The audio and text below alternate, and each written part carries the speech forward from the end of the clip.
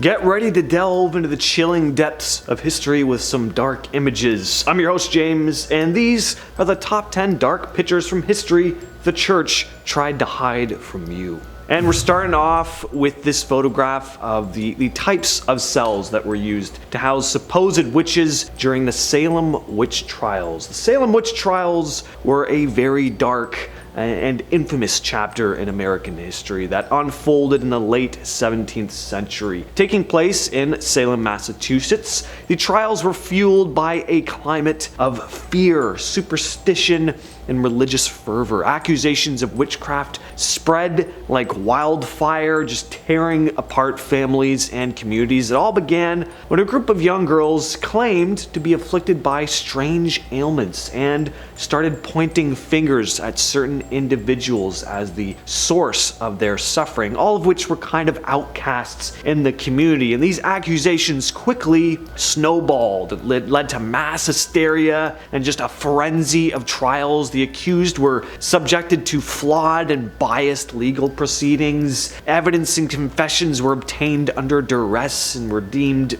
admissible, and 19 innocent people were ultimately convicted and put to death. Historical documents and illustrations related to the Salem witch trials were often concealed by authorities, seeking to downplay the events and distance themselves from the mass hysteria that was going on at the time. At number 9, we have Pope Pius XII's secret wartime documents. These documents, which were previously hidden within the Vatican's secret archives, were released in 2020, and they reveal some pretty intriguing stuff about the Vatican during World War II and the Pope's relationship with the leader of the Third Reich. These documents, spanning loads of pages, give us a peek behind the curtain, if you will, of Pope Pius's actions during one of the darkest times in history. People were hoping for some concrete answers about the Pope's stance during this time, but it turns out it's a bit of a mixed bag.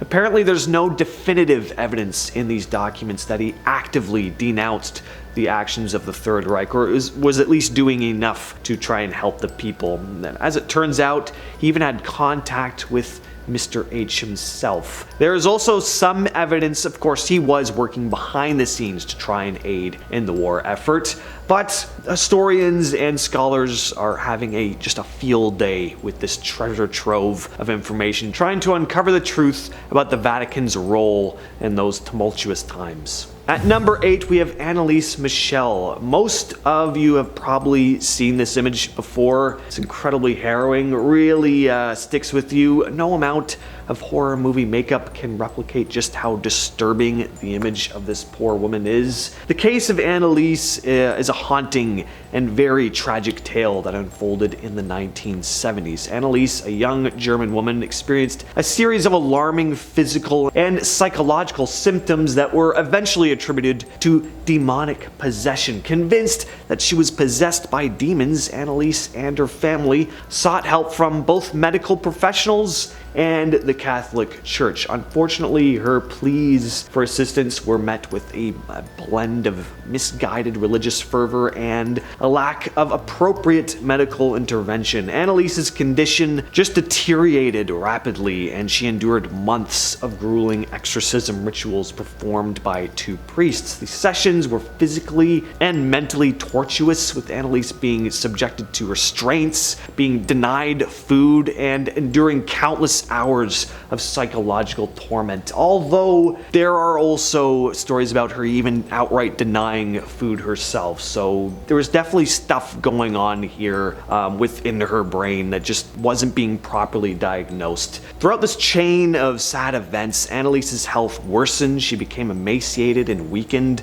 The tragedy lies not only in this immense suffering Anneliese endured, but also in the lack of proper intervention. The case raised important questions about the kind of intersection of religion and mental health. It really highlights the danger of neglecting evidence-based medical treatment in favor of superstition. At number 7 on the list, we have a bit of a different one. These are documents and possible images that have been successfully hidden and the Vatican Apostolic Archive, formerly called the Vatican Secret Archive, which I like way better. I love the word secret is actually in the title. I didn't just add it for dramatic effect. They don't just hold archives here. These are secret archives. Anyway, this vast repository located within the walls of Vatican City houses an extensive collection of historical documents spanning centuries. While the term secret may imply sinister activities, the archive's purpose, as it's said, is primarily to preserve and protect sensitive or confidential material related to the Catholic Church. But there is definitely an allure about the unknown, and it's fueled various theories about the existence of possibly dark secrets concealed within those walls. Some speculate that the archive may contain controversial documents related to the church's historical controversies, like the Inquisition, the Crusades, and, as discussed earlier, some stuff about the role of the church during World War II, which came out fairly recently. Others propose that it holds hidden knowledge about the existence of maybe extraterrestrial life or ancient relics that challenge the established religious narratives, but hey, who knows? Next on the list, we have St. Joseph's Orphanage in Vermont. So we have a number of images from inside the walls of this notorious orphanage. They do have a certain old photograph creepiness about them, but for the most part, they're pretty innocuous, but it's the context behind these seemingly innocent photographs that makes them so uncomfortable to look at. Behind the doors of this orphanage were countless instances of mistreatment. Mistreatment is really putting it lightly. It was outright horrific what went on here, and when over 100 former residents of the orphanage came forward to make statements about how they had suffered as children in the facility, no charges were made, and the church had turned a blind eye to the cruelty the residents experienced at the hands of the nuns who ran it. The list of crimes committed are just too long to list, but it's so bad that there were actually children who lost their lives at this place, and not by accident. Some were pushed off boats. There's other stories about instances of being pushed out windows by nuns. It's infuriating hearing what went on here. This next image was an engraving by Bernard Picart, a draftsman, illustrator, and engraver from the early 18th century. This image here is his depiction of a torture chamber of the Spanish Inquisition. We see supposed heretics being suspended by ropes. One man has his feet being held to a fire. Picart created a body of work that challenged the religious norms of his time. His art often depicted religious subjects in unconventional ways that questioned the dogma upheld by the Catholic Church at the time. Picart's approach was met with disapproval a lot of the time and condemnation from the church, who considered his interpretations as blasphemous or heretical. But his willingness to depict religious figures and stories in a critical light led to his work being looked down upon and criticized by the church. Up next, we have this image. This is Dennis Rader, someone who upstanding members of the Christian faith would not be proud to learn that he is indeed a believer. Dennis Rader was a notorious American serial killer who terrorized the community of Wichita, Kansas from 1974 to 1991. What made Rader's case particularly chilling was the stark contrast between his heinous crimes and his seemingly normal everyday life. At the time of his arrest in 2005, it was revealed that Rader had served as a church leader, contributing to his image as this upstanding member of society. He was an active member of the Lutheran Church, holding positions such as president of the church council and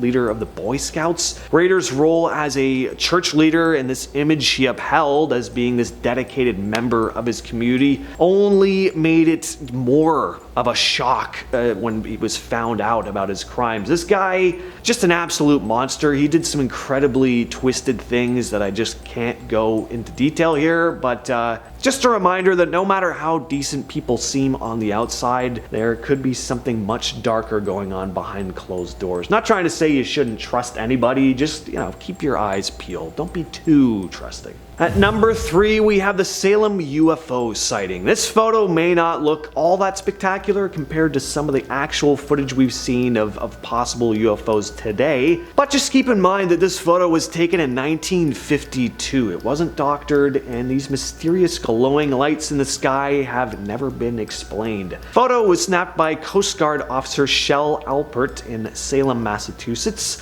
What makes this image really stand out is just how clear it is. It's not blurry, it's very obvious that there are 4 glowing discs hovering in the air. Now, in terms of why the church would have tried to hide an image like this, well, maybe people starting to believe in the presence of extraterrestrial life would have gone against what the Bible laid out. But really, I just put this one on here because it's an intriguing photograph. Number 2, let's change gears for a minute and take a look at a fairly recent image that made headlines when it was first shared on social media back in 2017. It didn't make headlines on major publications or anything, but it was all over the internet at the time.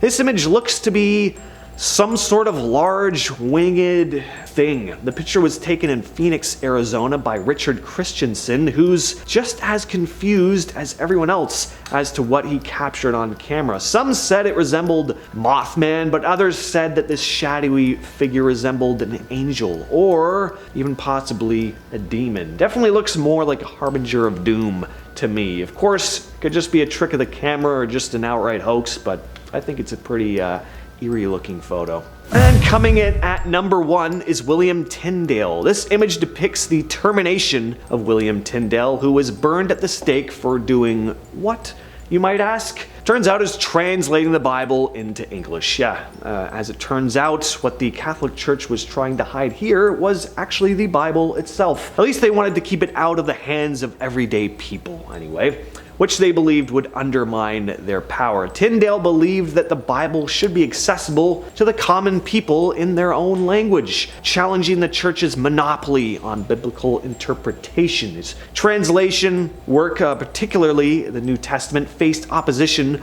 from religious authorities who sought to maintain control over religious teachings. The church considered Tyndale's translation as heretical, as it was in direct opposition to their authority, and his efforts were met with resistance, and he was ultimately arrested in 1535. In 1536, he was sentenced for heresy. He was sentenced and condemned to death by strangulation before being burned at the stake. With all that said, though, I've been your host, James, and I will catch you, yes, you specifically, in the next video. In the Vatican Apostolic